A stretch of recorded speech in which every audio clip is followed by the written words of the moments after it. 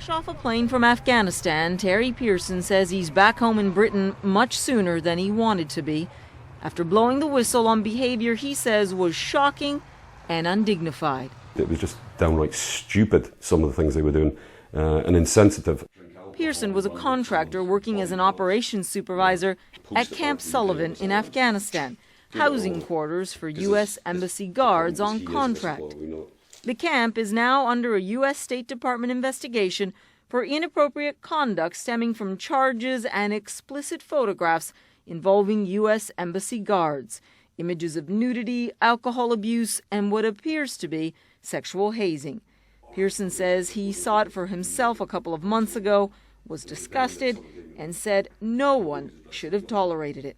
You would not try to enforce a sexual deviant way of thinking on someone.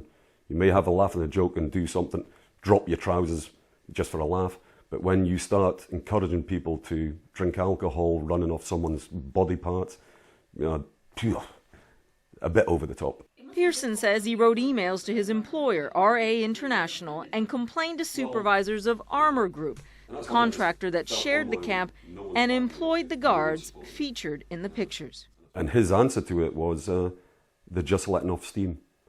And I think that's what the way they looked at some of the incidents that happened.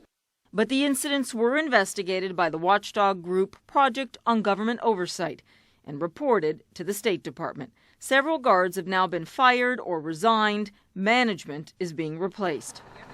But as a whistleblower, Pearson says he wasn't after mass firings, just a change in behavior.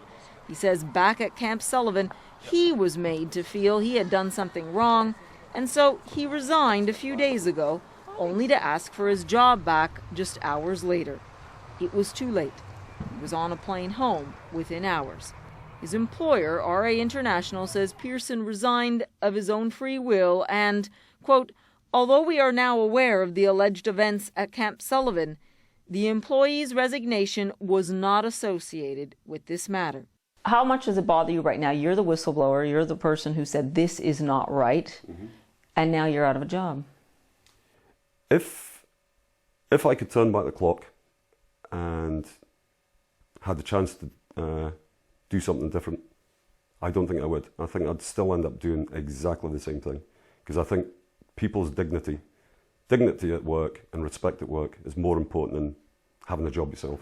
Pearson says he will continue to help with the State Department investigation, but he's still stunned that doing the right thing could have such dire consequences for his own life.